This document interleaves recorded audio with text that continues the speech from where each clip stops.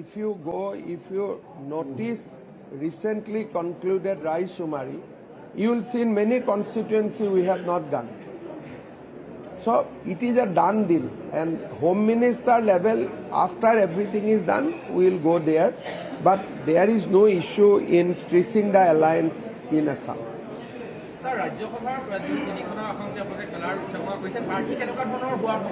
দুগৰাকী প্ৰাৰ্থীৰ নাম কালি ভাৰতীয় জনতা পাৰ্টিৰ নিৰ্বাচনী সমিতিয়ে অনুমোদন কৰিছে।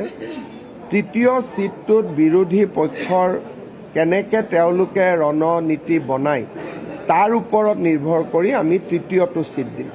এতিয়ালৈকে আমি তৃতীয় সিটৰ ওপৰত আলাপ আলোচনা কৰা নাই, সেই সম্পৰ্কত আমি অলপ দেৰিকৈ সিদ্ধান্ত ল'ম। তেনেকুৱা কোনো কথা নাই। আমি ভাল মানুহক দিম।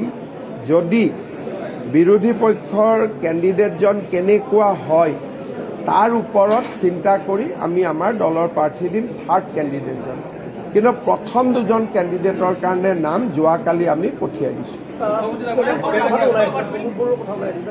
প্ৰমোদ বড়োৰ নামটো সংবাদ মাধ্যমত মই দেখিছোঁ, কিন্তু আমি এতিয়ালৈকে আমাৰ দলৰ ফালৰ পৰা আমি কথা পতা নাই। UPPL আৰু BPFৰ মিত্ৰতাৰ সম্পৰ্কত তেওঁলোকে কথা পাতিব নিজৰ ভিতৰত। বিজেপিৰ সহায় হ'লে লাগিলে আমি বিজেপিয়ে সহায় কৰি দিম, কিন্তু এইটো সম্পূৰ্ণ তেওঁলোকৰ আৰু BTCৰ নিজৰ বিষয়। BTCত আমি বেছি হস্তক্ষেপ নকৰোঁ। প্ৰিয়ংকা গান্ধীৰ ভ্ৰমণৰ সময়ছোৱাত তেওঁ জুবিন ক্ষেত্ৰলৈ গ'ল। এতিয়া কংগ্ৰেছে কৈ আছে যে অমিত শ্বাহ আহিলে, প্ৰধানমন্ত্ৰী আহিলে, কিন্তু তেওঁলোকে কংগ্ৰেছৰ কোনজন মানুহে জুবিনৰ জন্মদিনত তেজ দিছে মোক কওকচোন। জুবিন ক্ষেত্ৰক ৰাজনীতিৰ মঞ্চলৈ ৰূপান্তৰ কৰিব নালাগে। প্ৰিয়ংকা গান্ধী কংগ্ৰেছ দলৰ হৈ আহিছিলে, দলীয় কামত আহিছিলে আৰু 2 মিনিট জুবিন ক্ষেত্ৰত গ'ল। তেওঁ যদি জুবিন ক্ষেত্ৰত যাবৰ কাৰণে আহিলেহেঁতেন বেলেগ কথা। জুবিন ক্ষেত্ৰখনৰ জাগা কোনে নিৰ্ধাৰণ কৰিলে? জুবিনক যে তাত সমাধিস্থ কৰিব লাগে সেই নিৰ্ণয় কোনে ল'লে? আৰু দিনত 8 বাৰ 9 বাৰ মাটি খান্দাৰ পৰা গছ কাটাৰ পৰা সেই জাগাটো ক্ষেত্ৰ কোনে বনালে? বিমল বৰা, মই, কেশৱ মহন্তইতো দিনে ৰাতিয়ে কামত লাগি থাকিলো। এতিয়া আমি স্থানটো কৰি দিছোঁ, বেলেগসকল যাওক, আমিতো বেয়া নাপাওঁ। কিন্তু নিৰ্মাণ কোনে কৰিলে? সেই জাগাটো যে জুবিন সমাধি হ'ল, জাগাটো কোনে চিলেক্ট কৰিলে? প্ৰিয়ংকা গান্ধীয়ে কৰিলে নে হিমন্ত বিশ্ব শৰ্মাই কৰিলে? গতিকে ৰাজনৈতিক কামত আহিলে মানুহে সুযোগ লৈ যাব নাপায়। আহিলে নিজাকৈ আহক। আৰু জুবিনৰ পৰিয়ালক কিৰণ ৰিজিজু, জ্যোতিৰাদিত্য সিন্ধিয়া, মই 10 বাৰ বিজেপি দলৰ ফালৰ পৰাতো ক'তো কমি কৰা নাই। 12,000 বিজেপিৰ কাৰ্যকৰ্তাই জুবিনৰ জন্মদিনৰ দিনাখন তেজ দিছে। জুবিনৰ কাৰণে বাকীসকলে জুবিনৰ নাম লৈ ৰাজনীতি কৰি আছে। মোৰ কথাটো হ'ল আমাৰ দলৰ নেতাসকল ইলেকশ্যনৰ পিছত যাব লাগে জুবিনৰ সমাধিৰ ক্ষেত্ৰত। জুবিনক ৰাজনীতিৰ লগত জড়িত কৰিব নালাগে, এইটো মোৰ প্ৰথম দিনাৰ পৰা প্ৰিন্সিপল ষ্টেপ। ময়ো যেতিয়ালৈকে ইলেকশ্যন চলি থাকে ময়ো নাযাওঁ। যদি ভগৱানে কৰে আকৌ এবাৰ মুখ্যমন্ত্ৰী পাতে, হৈ পেলাই তাতে যাম, যাতে কোনেও আমাক ক'ব নোৱাৰে জুবিনৰ নামটো ৰাজনীতিত ব্যৱহাৰ কৰা হৈছে। কংগ্ৰেছেতো খোল্লা জুবিনক লৈ ৰাজনীতি কৰি আছে। প্ৰিয়ংকা গান্ধীয়ে কি কৈছে? জুবিনৰ নাম মই শুনাই নাছিলো।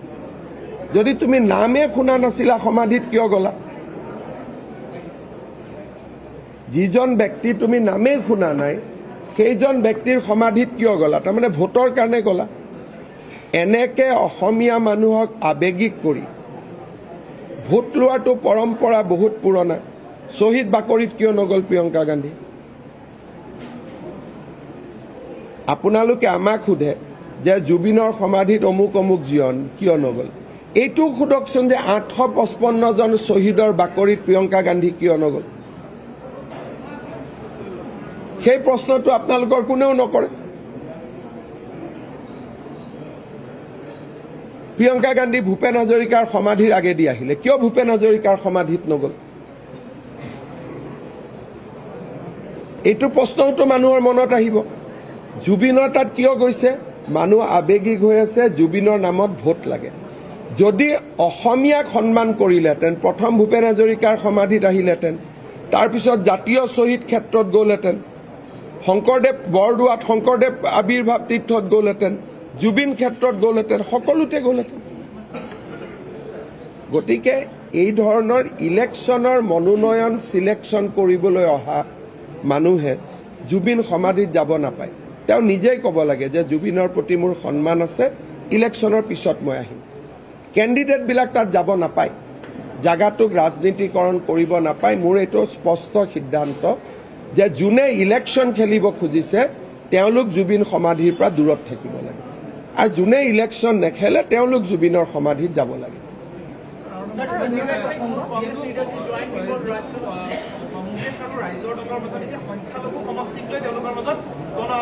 দুখ এইটো লাগিছে যে সংখ্যাগুৰু সমষ্টিক লৈ তেওঁলোকৰ কাজিয়া নালাগে, তেওঁলোকৰ কাজিয়া লাগে সংখ্যালঘু সমষ্টিক লৈ। তাৰমানে কংগ্ৰেছ দলেও সংখ্যাগুৰুক বাদ দিলে, ৰাইজৰ দলেও সংখ্যাগুৰুক বাদ দিলে। কাজিয়াটো হ'ল সংখ্যালঘু সমষ্টিক লৈ।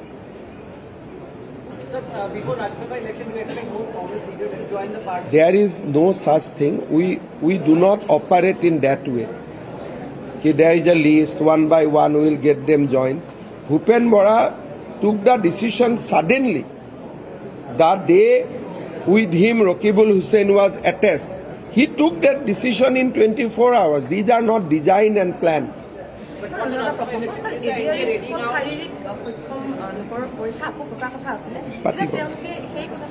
মানে আকৌ এবাৰ নিয়ম মতে পাতিব নাপায়, কোৰ্টে আপত্তি কৰিব। তথাপিতো এবাৰ মই ৰিভিউ কৰাৰ কাৰণে সুযোগ এটা দিম। ইলেকশ্যনৰ লগত এইবিলাক কথা লিংক কৰিব নাপায়। সুপ্ৰিম কোৰ্টত চাওক, অৰ্ণবাই বৰাৰ কেছতো গোটেইকেইজন অভিযুক্তৰ শাস্তি হৈছে, এজনৰে হোৱা নাই। তেওঁলোকে, মই খবৰ ৰখা নাই, কিন্তু এছেম্বলিত মই যোৱাবাৰ উত্তৰ দিছোৱেই যে অৰ্ণমাই বৰাৰ কেছত হাইকোৰ্টে সকলো কেইজন গোচৰীয়াৰ শাস্তিটো অব্যাহত ৰাখিছে, এজনক তেওঁলোকে ৰিলিফ দিয়ে। মই খবৰ ৰখা নাই, আপোনালোকে নিউজটো যদি পাইছে ভাল কৰি বজালে হ'ল। কিন্তু গোচৰটোত যেনেকৈ প্ৰচাৰ কৰা হৈছিল যেন গভৰ্ণমেণ্ট হাৰি গ'ল, তেনেকুৱা কথা নাছিলে, আৰু বিধানসভাত তাৰ ওপৰত মই উত্তৰ দিছিলোঁ। উই should, NDA will contest all three. হ'ব। আৰু এটা মই আপোনালোকক কথা ক'ব খুজিছোঁ, এইকেইদিন ফাষ্ট ট্ৰেক কোৰ্টক লৈও এটা ৰাজনীতি কৰি আছে। প্ৰথম কথা, বৰ্তমান যিজন ন্যায়াধীশৰ তাত গোচৰটো চলি আছে, তেখেতে প্ৰত্যেকখন জামিন নাকচ কৰিছে। দুজনে বাধ্য হৈ জামিনৰ আবেদন উইথড্ৰ কৰিছে, আৰু 3খন জামিনৰ আবেদন এইগৰাকী ন্যায়াধীশে ৰিজেক্ট কৰিছে। এতিয়া জুবিনৰ গোচৰটো এইগৰাকী ন্যায়াধীশৰ পৰা আঁতৰাই লৈ যোৱাৰ এটা ডাঙৰ প্ৰস্তুতি চলিছে। যিগৰাকী ন্যায়াধীশে 3গৰাকীকৈ অভিযুক্তৰ জামিন আবেদন নাকচ কৰিছে 4 মাহ 5 মাহ পিছতো, সেইগৰাকী ন্যায়াধীশৰ তাত গোচৰটো থাকিব লাগে নে বেলেগৰ তাত যাব লাগে? এই দিশটোৰ ক্ষেত্ৰতো আমি 26 তাৰিখে কেবিনেটত সিদ্ধান্ত ল'ম। কিন্তু আমি পিছুৱাই থকাৰ মূল কাৰণটোৱে আছিল যে যিকোনো ন্যায়াধীশেই পুলিচ চিকিউৰিটি দুজনক অন্ততঃ জামিন দিলেহেঁতেন। যিকোনো ন্যায়াধীশেই মহিলা বুলি, কি নাম আছিল তেখেত, অমৃত প্ৰভাক জামিন দিলেহেঁতেন।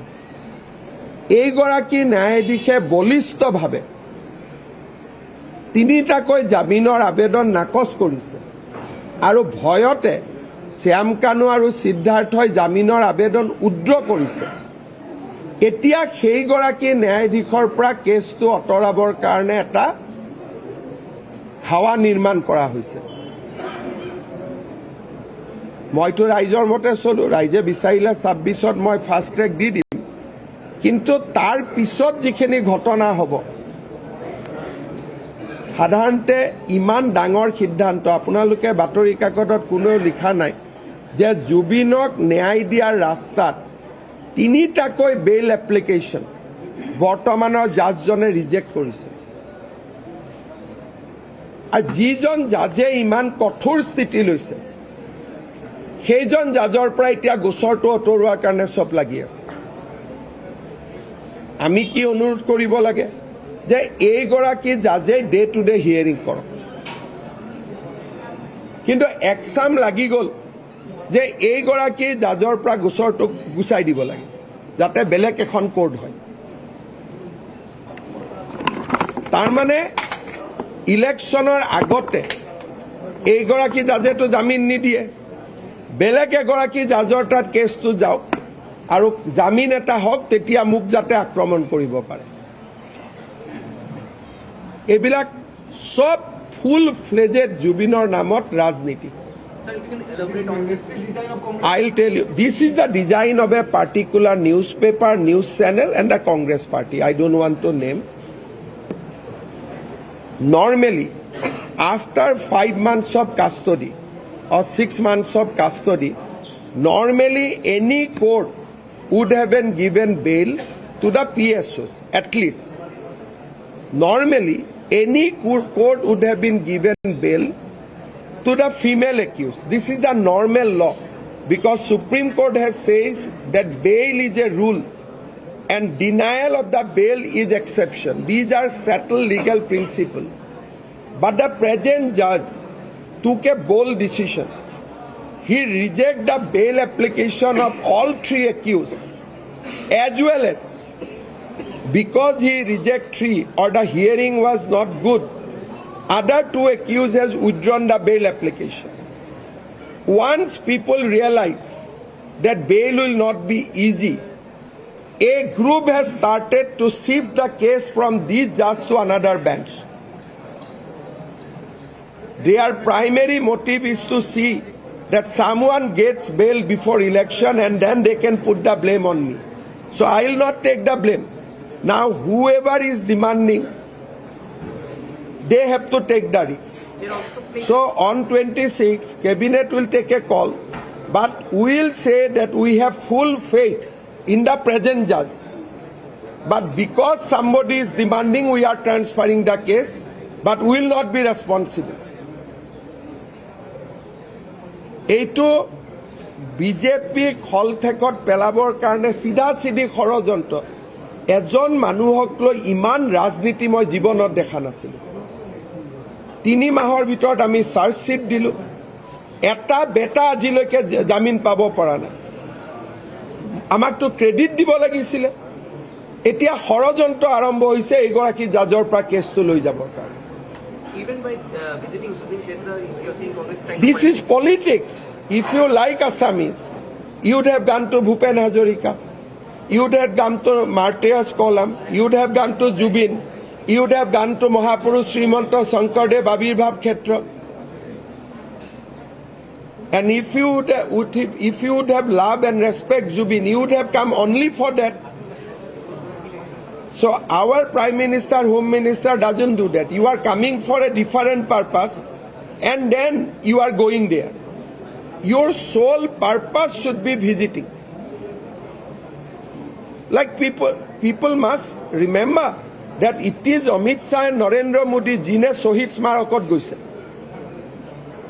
860 জন মানুহে দেশৰ কাৰণে তেজ দিছিলে, তো তাতে যোৱাটো মাইনাছ হৈ গ'ল। তাৰমানে আপোনালোকৰ দৃষ্টিত অসম আন্দোলনৰ শ্বহীদসকলৰ কোনো মূল্য নাই। কিয় এইটো প্ৰশ্ন নকৰে প্ৰিয়ংকা গান্ধী তাত কিয় নগ'ল? এইটো কি ৰাজনীতি চলি আছে?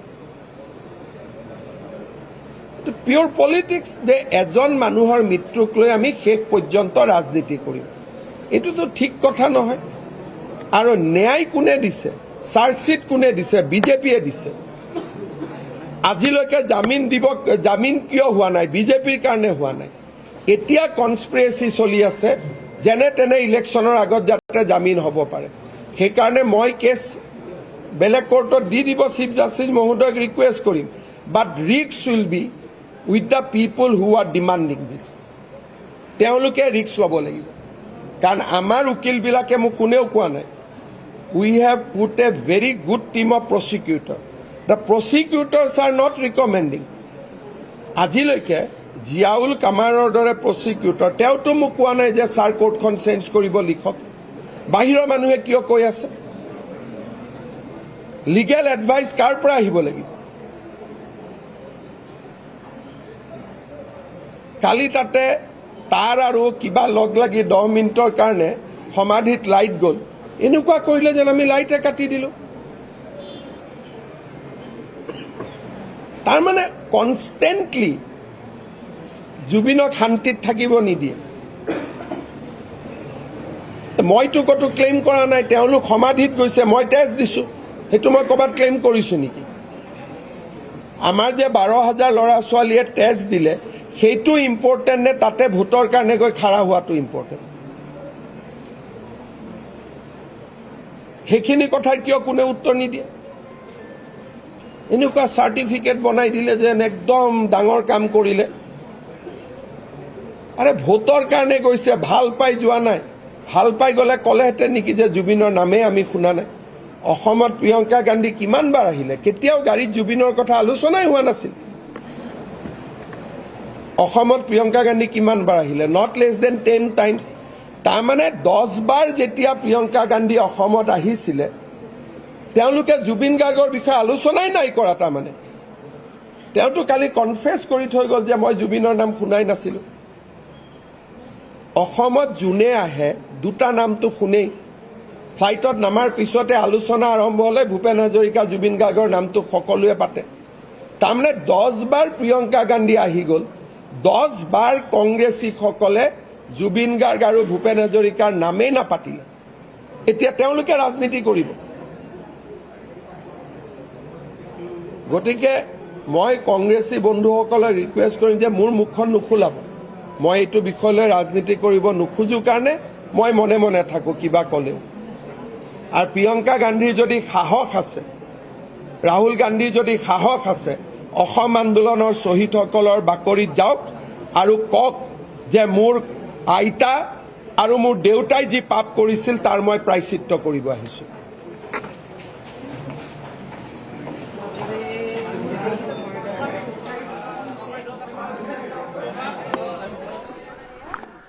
মুখ্যমন্ত্ৰী ডক্টৰ হিমন্ত বিশ্ব শৰ্মা কেইবাটাও বিষয়ে তেওঁ প্ৰতিক্ৰিয়া প্ৰকাশ কৰিছে। জুবিন ক্ষেত্ৰক লৈ যি বিতৰ্কৰ সূত্ৰপাত হৈছে, জুবিন গাৰ্গৰ ন্যায়ৰ বাবে যি বিশেষ আদালত গঠনৰ দাবী উত্থাপন হৈ আহিছে, সেই বিষয়সমূহত প্ৰতিক্ৰিয়া প্ৰকাশ কৰিছে মুখ্যমন্ত্ৰী ডক্টৰ হিমন্ত বিশ্ব শৰ্মাই।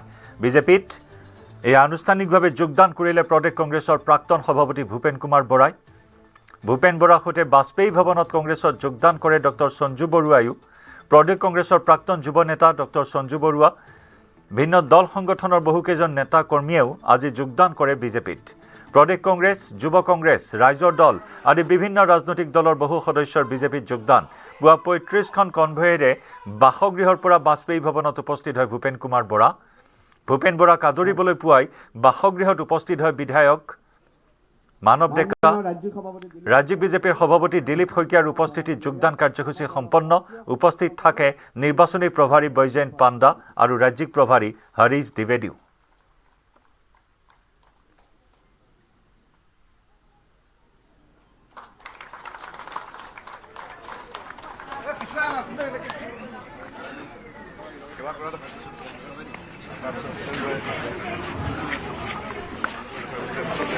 আনুষ্ঠানিকভাৱে আজি গেৰুৱা বাহন পৰিধান কৰিলে ভূপেন কুমাৰ বৰাই। ব্যাপক জল্পনা কল্পনা, ৰাজ্যৰ ৰাজনীতিত তোলপাৰ লগোৱা এই সিদ্ধান্ত ভূপেন বৰাৰ কংগ্ৰেছ দল ত্যাগৰ সিদ্ধান্ত আৰু তাৰ পিছতে ৰাজ্যৰ ৰাজনীতিত চৰ্চাৰ কেন্দ্ৰবিন্দুত পৰিণত হয় ভূপেন কুমাৰ বৰা আৰু সকলো জল্পনা কল্পনাৰ ওৰ পেলাই আজি আনুষ্ঠানিকভাৱে যোগদান কৰিলে বিজেপিত ভূপেন বৰাই।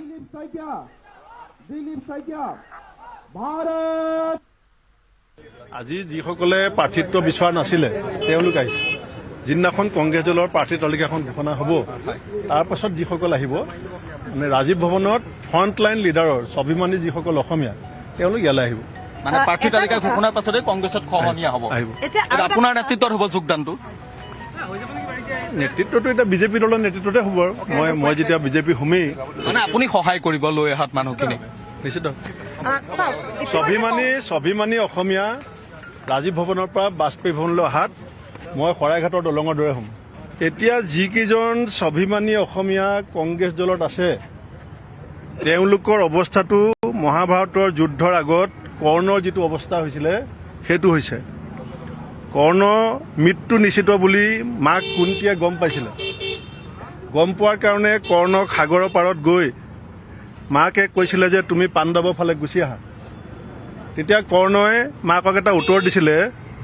আমাৰ গণেশ গগৈ ডাঙৰীয়াৰ শকুনি প্ৰতিশোধ নাটক যিসকলে পঢ়িছে জানিব যে হওক পাণ্ডৱ মোৰ নিজ সহোদৰ, হওক জননী কুন্তী, তথাপিতো বিফল নহ'ব মোৰ যৌৱনৰ পণ, শাখা মোৰ ভাত্তা মোৰ মাথো দুৰ্যোধন। এতিয়া দুৰ্যোধনৰ লগৰ পৰা মই আঁতৰি আহিছোঁ। কৰ্ণসকল আছে, তেওঁলোকে লাহে লাহে উপলব্ধি কৰিব যে মহাভাৰতৰ যুদ্ধত কোন কাৰ ফালে থাকিব। এতিয়া কৰ্ণটো ভাল বীৰ আছিলে, কৰ্ণ সৎ আছিলে, ভগৱান কৃষ্ণৰ সখী আছিলে। এতিয়া কৰ্ণৰ কিছু কৰ্ণ কংগ্ৰেছত আছে, তেওঁলোকে উপলব্ধি কৰিব। আৰু মই মাতৃ হিচাপে নহয়, ভাতৃ হিচাপে, বন্ধু হিচাপে ৰাজীৱ ভৱনত থকা কৰ্ণসকলক কৈছোঁ যে এই যুদ্ধৰ ফলাফল ইতিমধ্যে নিশ্চিত হৈছে। কংগ্ৰেছত থাকোঁতে তেজেৰে ৰাঙলী হৈছিলোঁ। মই অসম কংগ্ৰেছত গোপীনাথ বৰদলৈ ডাঙৰ পৰা এতিয়ালৈকে প্ৰথমগৰাকী সভাপতি যি ৰাজপথত ৰাঙলী হৈছিলোঁ। ৰাঙলী হওঁতে মোৰ যিটো চোলাত তেজ লাগিছিলে সেইটো মই ধুই পেলাই থৈ দিছিলোঁ। এতিয়া কংগ্ৰেছে যে ট্ৰল কৰি আছে মোক এটা চোলা, ফটোখন চাব, এইটো চোলাই তেজেৰে ৰাঙলী হৈছিলে। আৰু সেইদিনাখন মই ধুই পেলাই ইস্ত্ৰি কৰি থৈ দিছিলোঁ যে এদিন কেতিয়াবা পিন্ধিম। আজি মই সেই তেজৰ মূল্যাংকন কংগ্ৰেছে কৰিলে নে নাই সেইটো মই মনত পেলাবৰ কাৰণে ইয়ালৈ আহিছোঁ। আৰু এই চোলাটো পিন্ধি আহিছোঁ সেইকাৰণে যে সেই তেজ বিজেপিৰ সৈতে যুদ্ধ কৰোঁতে হৈছিলে। আৰু বিজেপিয়ে যদি সেয়া তেজ মূল্যাংকন কৰে মই ভাল পাম। আজি মই যিটো জেকেট গাত পিন্ধি আহিছোঁ বিজেপি কাৰ্যালয়লৈ, মই ৰাহুল গান্ধী ডাঙৰীয়াৰ সন্মুখত গোপীনাথ বৰদলৈ ডাঙৰীয়াৰ পৰা মোৰলৈকে প্ৰথমগৰাকী সভাপতি কাষত ৰাহুল গান্ধী থাকোঁতে মই তেজেৰে ৰাঙলী হৈছিলোঁ দলটোৰ কাৰণে। আৰু তেতিয়া মোৰ জেকেটটো তেজেৰে তিতি গৈছিল। আৰু আজি কংগ্ৰেছে যিখন ট্ৰল কৰা ফটো তাত এই জেকেটটোৱে আপোনালোকে দেখিবলৈ পাব। মোৰ তেজৰ মূল্যাংকন হ'ল নে নাই সেয়া অসমৰ মানুহে ক'ব। মই সমগ্ৰ অসমবাসী ৰাইজক সাক্ষী কৰি মই ইয়াৰ পৰা এষাৰ কথাই কৈছোঁ।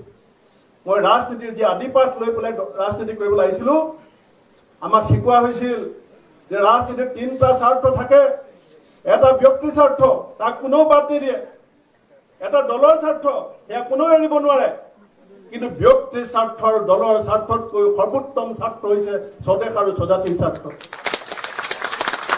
আৰু মোৰ জীৱনৰ 56 বছৰ পাৰ হ'ল। আজি মোৰ হাতত যিমান সময় আছে সেইখিনি সময় বিজেপি দলে মোক কৈছে যে আপুনি আজিৰ পৰা এজন কাৰ্যকৰ্তা। মহাভাৰতৰ যুদ্ধ যেতিয়া আৰম্ভ হৈছিল, কুন্তীয়ে গম পাইছিল, কৃষ্ণই কৈছিল যে তোমাৰ 5 পুত্ৰ জীয়াই থাকিব। কৰ্ণক বিচৰা হৈছিলে পাণ্ডৱৰ ফালে। মহাভাৰতৰ যুদ্ধত কৰ্ণ পাণ্ডৱৰ ফালে নাহিল। কংগ্ৰেছ দলৰ প্ৰত্যেকজন কৰ্ণ এইবাৰ এই মহাভাৰতৰ যুদ্ধত পাণ্ডৱৰ ফলীয়া হ'ব।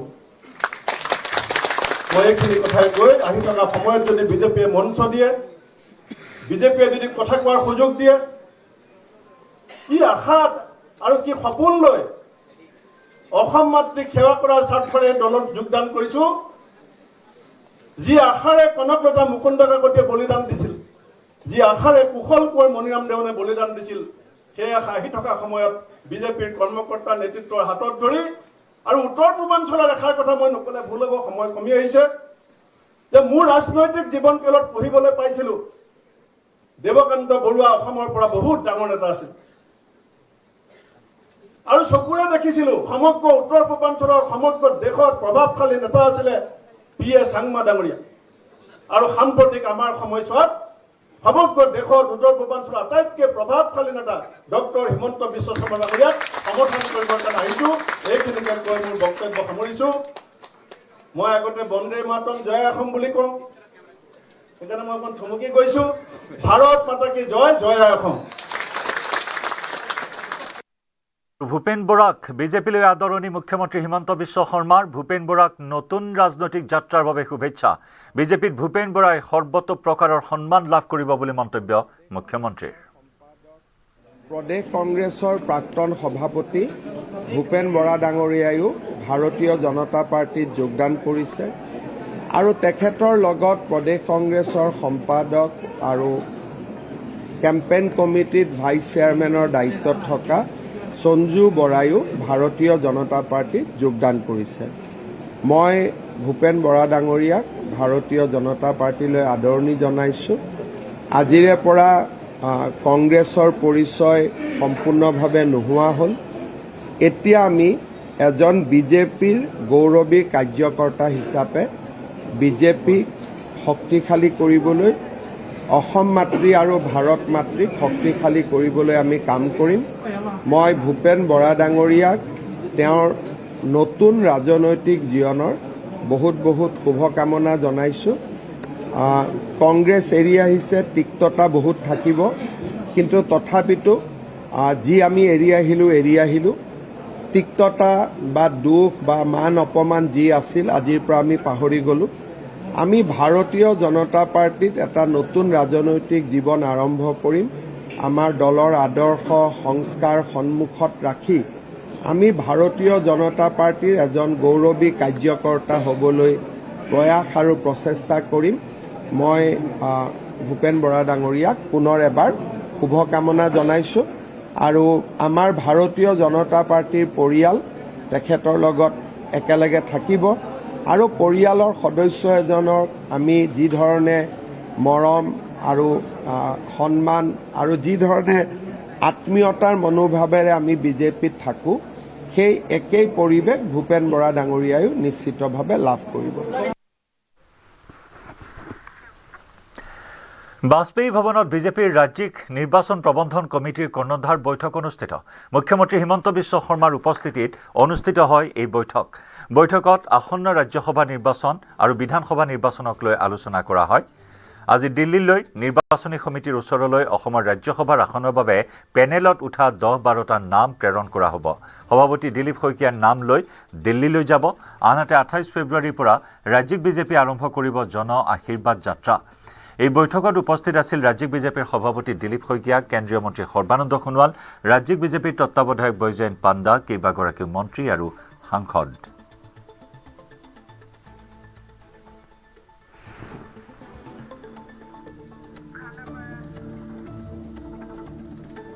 আৰু এই মুহূৰ্তত এয়া খানাপাৰাৰ পৰা পোনপটীয়া সম্প্ৰচাৰ আমি আগবঢ়াইছোঁ। বিশেষ মিউজিয়ামৰ এয়া ভূমি পূজন কাৰ্যসূচীত অংশগ্ৰহণ কৰিছে মুখ্যমন্ত্ৰী ডক্টৰ হিমন্ত বিশ্ব শৰ্মাই।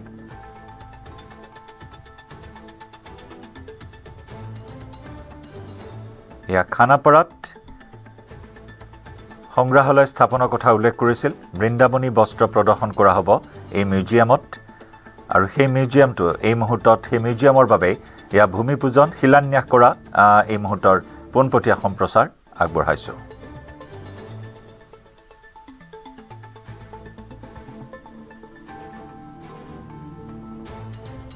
অসমীয়া জাতীয় সম্পদ ঐতিহ্য বৃন্দাবনী বস্ত্ৰ অসমলৈ অনা হ'ব। ইয়াক খানাপাৰাৰ চেৰিকালচাৰ ফাৰ্মত সাংস্কৃতিক সংগ্ৰহালয়ৰ ভূমি পূজন অনুষ্ঠান। এয়া মুখ্যমন্ত্ৰী ডক্টৰ হিমন্ত বিশ্ব শৰ্মাই ভূমি পূজন কৰিছে। অনুষ্ঠানত উপস্থিত থাকে সাংস্কৃতিক মন্ত্ৰী বিমল বৰা। অহা 2 বছৰৰ ভিতৰত নিৰ্মাণ কাৰ্য সম্পূৰ্ণ কৰাৰ লক্ষ্য লোৱা হৈছে এই সাংস্কৃতিক সংগ্ৰহালয়ৰ। 2028 চনৰ শেষৰ ফাললৈ অসমলৈ অনা হ'ব বৃন্দাবনী বস্ত্ৰ।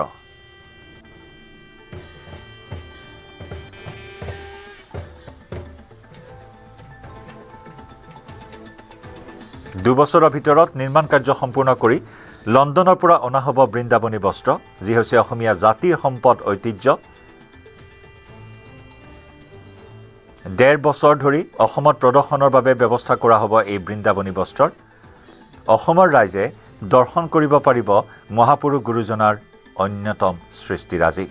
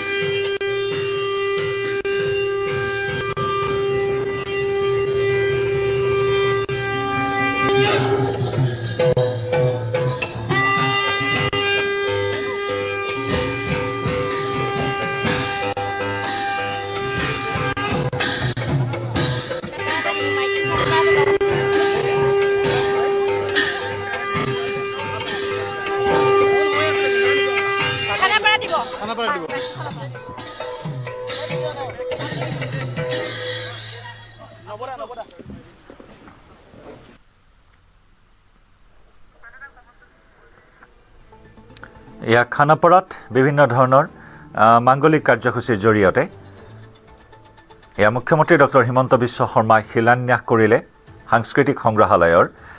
এই সংগ্ৰহালয়তে ৰখা হ'ব বৃন্দাবনী বস্ত্ৰ। 2028 চনৰ শেষৰ ভাগত লণ্ডনৰ পৰা বৃন্দাবনী বস্ত্ৰ আনি অসমৰ ৰাইজৰ বাবে প্ৰদৰ্শনৰ ব্যৱস্থা কৰা হ'ব। যি আশ্বাস, যি প্ৰতিশ্ৰুতি প্ৰদান কৰিছিল, এই প্ৰসংগত লণ্ডনলৈ গৈছিল মুখ্যমন্ত্ৰী ডক্টৰ হিমন্ত বিশ্ব শৰ্মা।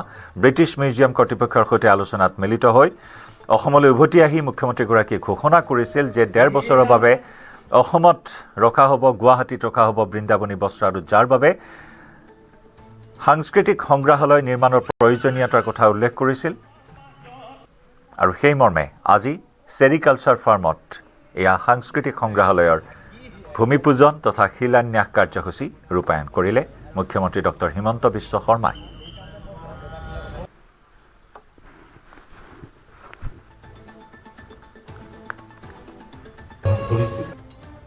মাননীয় মুখ্যমন্ত্ৰী ডক্টৰ হিমন্ত বিশ্ব শৰ্মা ডাঙৰীয়াই এই বস্ত্ৰভাগ ব্ৰিটিছ মিউজিয়ামৰ পৰা আনি অসমৰ জনসাধাৰণৰ বাবে দৰ্শনৰ বাবে অনাৰ এক ব্যৱস্থা, এক উদ্যোগ তেখেতে গ্ৰহণ কৰিলে। আৰু তাৰে ফলশ্ৰুতিত ভাৰতৰ এটা প্ৰখ্যাত ঔদ্যোগিক প্ৰতিষ্ঠান JSW গ্ৰুপে এই বস্ত্ৰভাগ আনি সংৰক্ষণ কৰাৰ ক্ষেত্ৰত যি অত্যাধুনিক প্ৰযুক্তিৰে এটা মিউজিয়ামৰ প্ৰয়োজন, সেই মিউজিয়ামৰ দায়িত্ব তেখেতসকলে গ্ৰহণ কৰিলে। আৰু আজি এই মিউজিয়ামৰ শুভাৰম্ভণি অনুষ্ঠান আমি আয়োজন কৰিছোঁ। তেখেতসকলে জানিবলৈ দিয়া মতে প্ৰায় 2 বছৰ লাগিব এই মিউজিয়াম নিৰ্মাণ কৰিবৰ কাৰণে। আৰু এই মিউজিয়াম নিৰ্মাণ হৈ উঠিলেই এই বস্ত্ৰভাগ ইয়াত সংস্থাপিত কৰা হ'ব।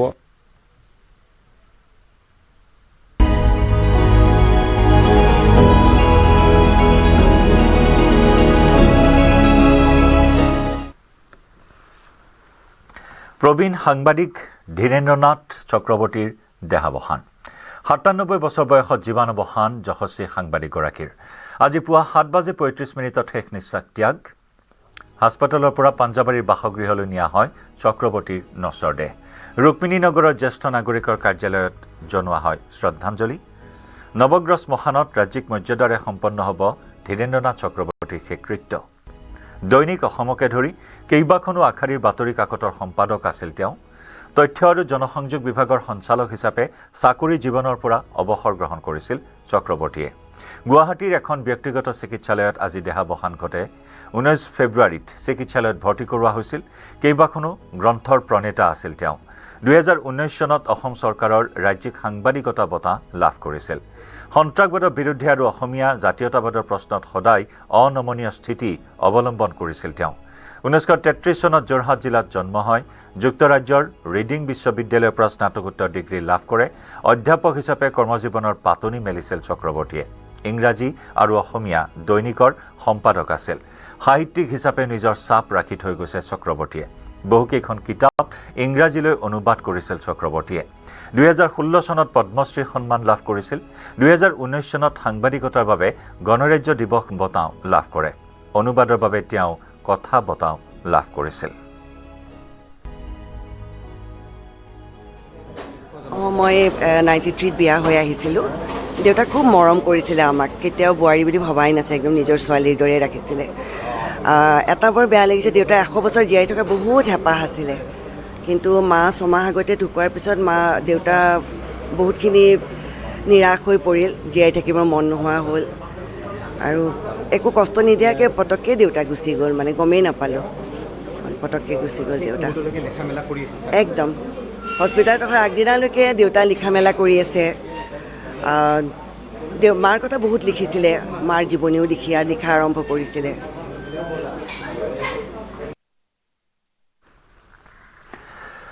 ভাৰতত আক্ৰমণৰ পৰিকল্পনা কৰা 8 অভিযুক্তক গ্ৰেপ্তাৰ ধৃত 8 জনৰ পাকিস্তান আৰু বাংলাদেশৰ সৈতে আছে সংযোগ সন্ত্ৰাসবাদীৰে সম্পৰ্ক থকা 8 জনক গ্ৰেপ্তাৰ দিল্লী আৰক্ষীৰ তামিলনাডু আৰু পশ্চিমবংগৰ পৰা 8 অভিযুক্তক গ্ৰেপ্তাৰ তামিলনাডুৰ পৰা মিজানুৰ ৰহমান মহম্মদ সাবাদ উমৰক গ্ৰেপ্তাৰ কৰা হৈছে মহম্মদ লিটান মহম্মদ শাহিদ আৰু মহম্মদ উজ্জ্বলক গ্ৰেপ্তাৰ আন 2 অভিযুক্তক পশ্চিমবংগৰ পৰা গ্ৰেপ্তাৰ আৰক্ষীৰ গ্ৰেপ্তাৰ হোৱা 8 অভিযুক্তৰ এজন বাংলাদেশী নাগৰিক এই ঘটনা সন্দৰ্ভত দিল্লী আৰক্ষীয়ে অব্যাহত ৰাখিছে তদন্ত ভাৰতীয় চোৰাংচোৱাই লস্কৰী তৈবাৰ এক ব্লুপ্ৰিণ্ট ফাদিল কৰিবলৈ সক্ষম হৈছে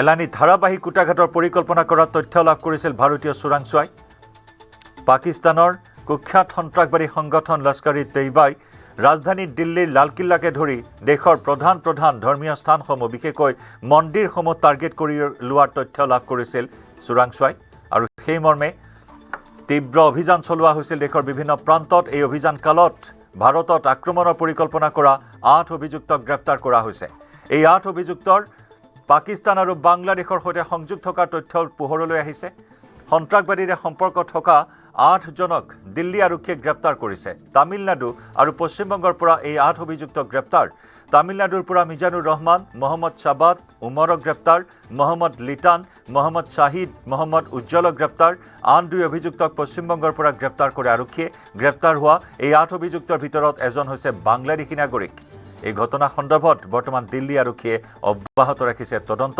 এই দুষ্ট চক্ৰটো ইতিমধ্যে দিল্লী আৰক্ষীয়ে উৎখাত কৰিবলৈ সক্ষম হৈছে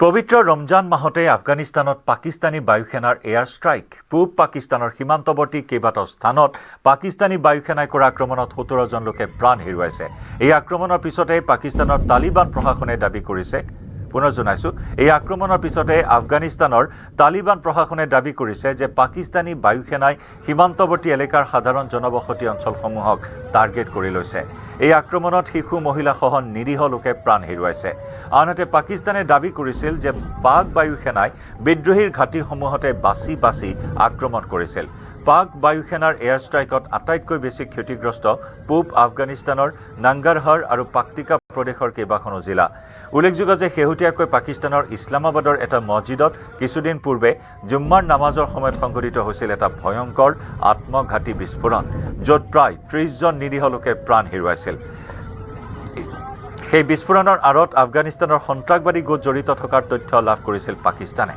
আৰু সেই আত্মঘাতী বোমা বিস্ফোৰণৰ প্ৰতিশোধ স্বৰূপে এই এয়াৰ ষ্ট্ৰাইক চলোৱাৰ কথা সদৰি কৰিছে পাকিস্তানৰ বৈদেশিক মন্ত্ৰণালয়ে পাকিস্তানৰ বৈদেশিক মন্ত্ৰণালয়ে জনোৱা মতে সীমান্ত অঞ্চলৰ কাষৰ তালিবান আৰু ISKPৰ 7টা শিবিৰ ধ্বংস কৰা হৈছে এই অভিযানৰ সময়ছোৱাত পাকিস্তানী বায়ুসেনাই F-16কে ধৰি কেইবাখনো অত্যাধুনিক যুঁজাৰু বিমান ব্যৱহাৰ কৰা বুলি সদৰি কৰে পূব আফগানিস্তানৰ স্থানীয় সূত্ৰই জনোৱা মতে পাকিস্তানী বায়ুসেনাৰ বিমানে খোগিয়ানী ঘনিখিল আৰু বেহসুদ জিলাকে ধৰি নাংগাৰহাৰৰ প্ৰদেশৰ অঞ্চলত বোমা নিক্ষেপ কৰে এই বিমান আক্ৰমণৰ ফলত দুই পক্ষৰ মাজত উত্তেজনা তীব্ৰভাৱে বৃদ্ধি পাইছে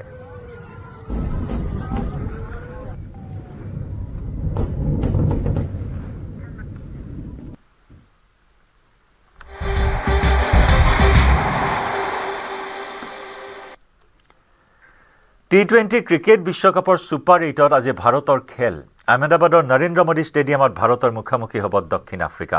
সন্ধিয়া 7 বজাৰ পৰা আৰম্ভ হ'ব ভাৰত আৰু দক্ষিণ আফ্ৰিকাৰ মাজত অনুষ্ঠিত হ'বলগীয়া ছুপাৰ 8ৰ খেল। সমান্তৰালকৈ আজি দিনৰ 3 বজাৰ পৰা অনুষ্ঠিত হ'ব শ্ৰীলংকা আৰু ইংলেণ্ডৰ মাজত ছুপাৰ 8ৰ আন এখন খেল। ইপিনে বৰষুণৰ বাবে শনিবাৰে বাতিল হয় পাকিস্তান আৰু নিউজিলেণ্ডৰ মাজৰ খেল। বৰ্ষা বিঘ্নিত হোৱাৰ বাবে ছুপাৰ 8ত পাকিস্তান আৰু নিউজিলেণ্ডৰ মাজত ভগাই দিয়া হয় 1-1 পইণ্ট। কাইলৈ জিম্বাবুৱে আৰু ৱেষ্ট ইণ্ডিজৰ মাজত অনুষ্ঠিত হ'ব ছুপাৰ 8ৰ খেল। 24 ফেব্ৰুৱাৰীত ইংলেণ্ডৰ মুখামুখি হ'ব পাকিস্তান, 25 ফেব্ৰুৱাৰীত শ্ৰীলংকা বনাম নিউজিলেণ্ড, 26 ফেব্ৰুৱাৰীত ৱেষ্ট ইণ্ডিজ বনাম দক্ষিণ আফ্ৰিকা, 26 ফেব্ৰুৱাৰীত ভাৰতৰ মুখামুখি হ'ব জিম্বাবুৱে, 27 ফেব্ৰুৱাৰীত ইংলেণ্ড বনাম নিউজিলেণ্ড, 28 ফেব্ৰুৱাৰীত শ্ৰীলংকাৰ মুখামুখি হ'ব পাকিস্তান, 1 মাৰ্চত জিম্বাবুৱে বনাম দক্ষিণ আফ্ৰিকা আৰু ভাৰত বনাম ৱেষ্ট ইণ্ডিজৰ মাজত দুখনকৈ ছুপাৰ 8ৰ খেল অনুষ্ঠিত হ'ব। 4 আৰু 5 মাৰ্চত হ'ব দুখন ছেমি ফাইনেল আৰু 8 মাৰ্চত অনুষ্ঠিত হ'ব T20 বিশ্বকাপৰ ফাইনেল খেল।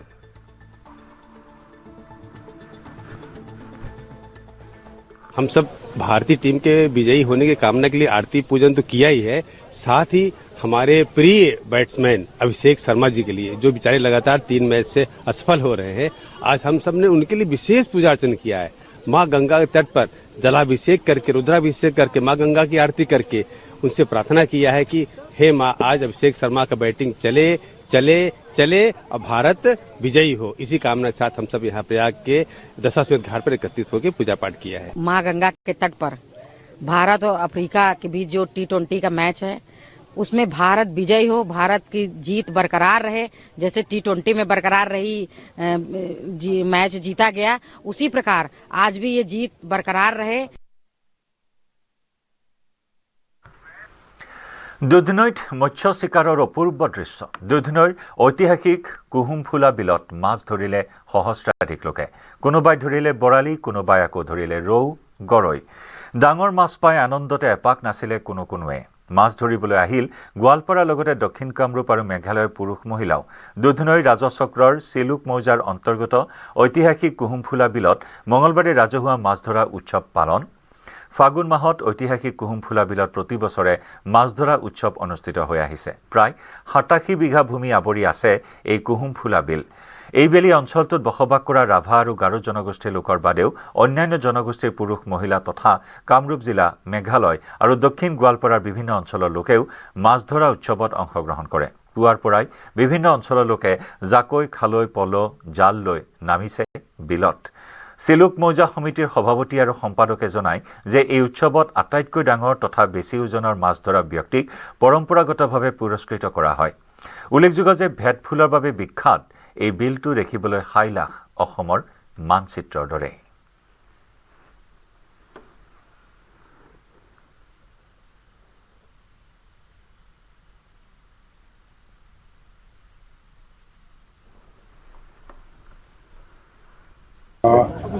ইতিমধ্যে আপোনালোকে দেখিব পাইছে আমাৰ বহুত দূৰ দূৰণিৰ পৰা আহিছে মানুহ, যেনে টিঘিলগিলাৰ পৰা আহিছে, এইফালে ধূপধৰা ছাইডৰ পৰা আহিছে আৰু মেঘালয় ছাইডৰ পৰা মানুহ আহিছে।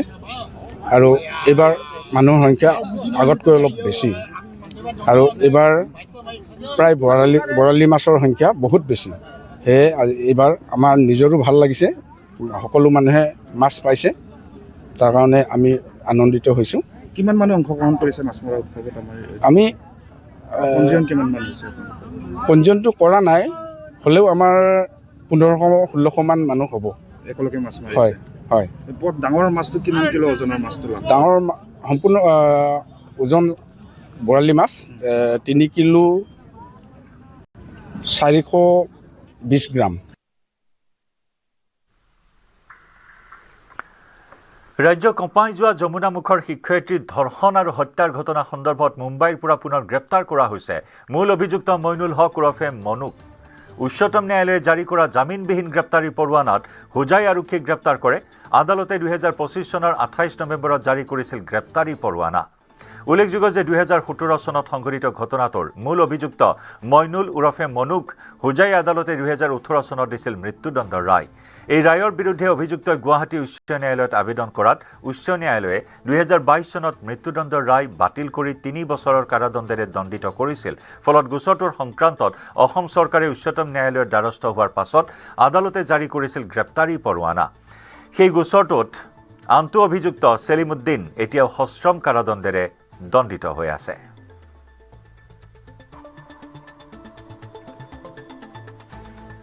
শেহতীয়াভাৱে আজি দুদিন আগত হোজাই আৰক্ষীৰ তৎপৰতাত DSP ভাস্বতী চৌধুৰী বাইদেউৰ নেতৃত্বত পদকীয়া মইনুল হকক মুম্বাইৰ পৰা আটক কৰিবলৈ সক্ষম হৈছে আৰু আজি সেই পদকীয়া মইনুল হকক আজি হোজাই মুখ্য ন্যায়াধীশ আদালতত হাজিৰ কৰোৱা হৈছে আৰু জেল হাজতলৈ প্ৰেৰণ কৰা হৈছে।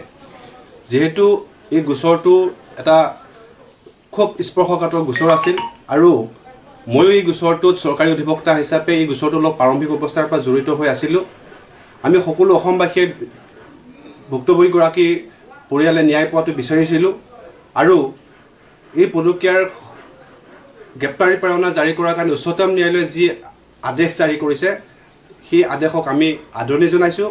লগতে মাননীয় মুখ্যমন্ত্ৰী হিমন্ত বিশ্ব শৰ্মাই যি তৎপৰতাৰে আপিলৰ ব্যৱস্থা কৰিলে তাৰ কাৰণেও আমি মুখ্যমন্ত্ৰী ডাঙৰীয়াক ধন্যবাদ জনাইছোঁ। মানে এতিয়া পুনৰ এই গোচৰটো চলিব নেকি?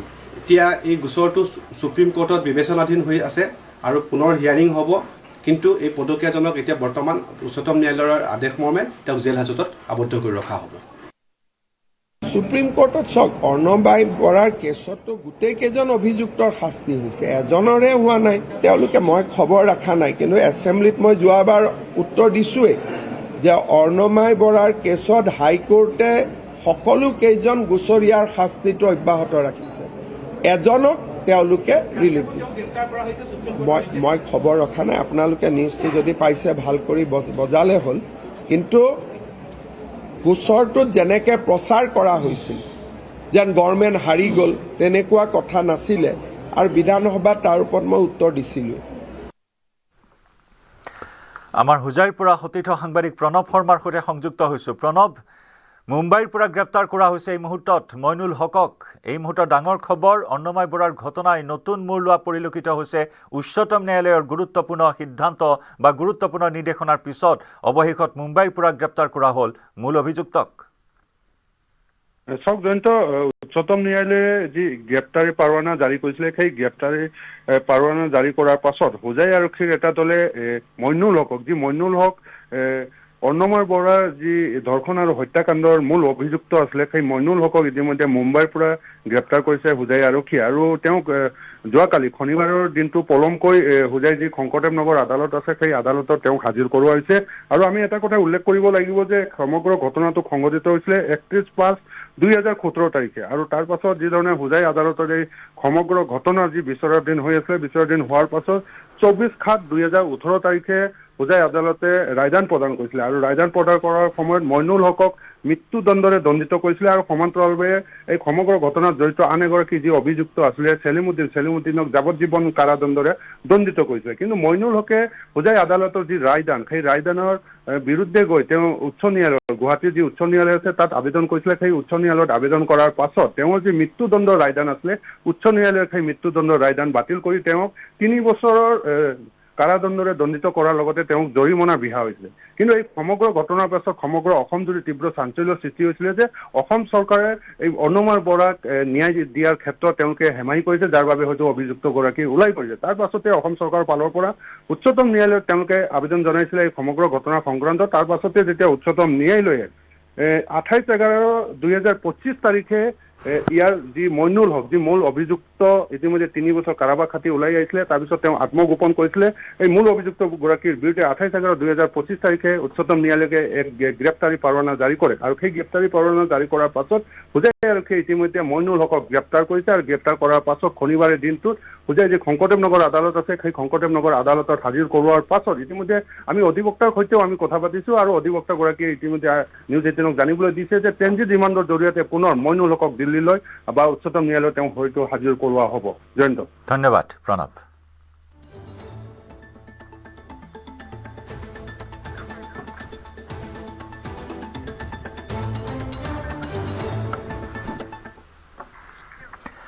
আজিৰে পৰা যাত্ৰীৰ বাবে মুকলি হ'ব গুৱাহাটী বিমানবন্দৰৰ নতুন টাৰ্মিনেল।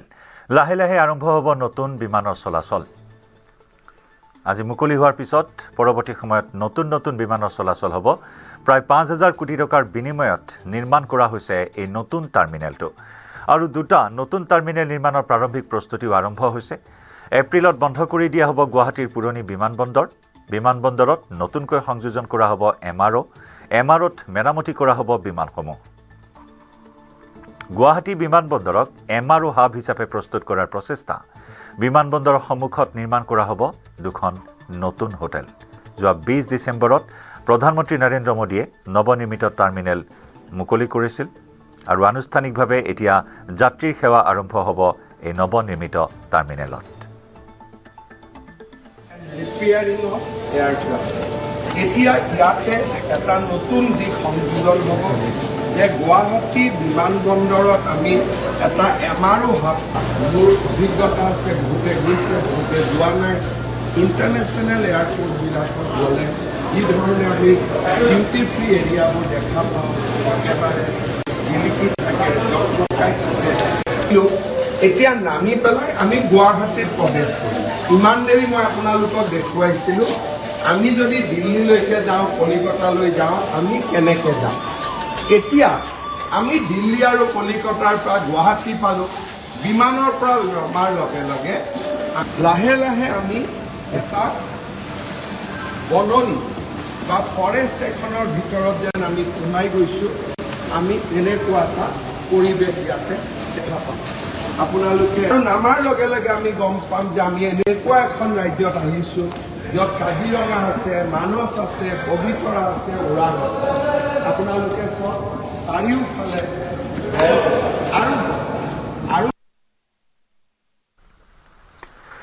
গুৱাহাটীৰ জালুকবাৰীৰ কাটিয়া দলঙত অগ্নিকাণ্ড স্লেট আয়োগ আৰু কাটিয়া দলঙৰ ৰেল লাইনৰ সমীপত এই অগ্নিকাণ্ডৰ ঘটনা ফল বিক্ৰেতাই ফলৰ লগত অহা জাবৰত দিছিল জুই জাবৰৰ ফিৰিঙতি জুয়ে ৰূপ লয় ভয়ংকৰ বনজুই অগ্নিকাণ্ডত কথম্পি প্ৰাণ ৰক্ষা বহু স্থানীয় লোকৰ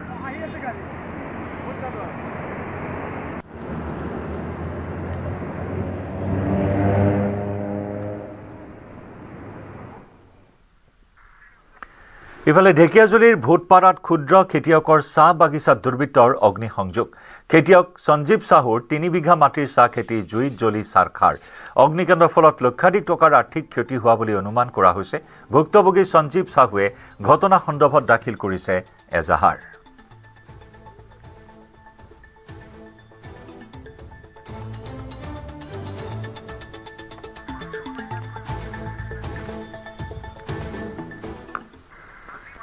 ইয়াৰ সৈতে সময় হ'ল দুপৰৰ সংবাদৰ পৰা বিদায় লোৱাৰ নমস্কাৰ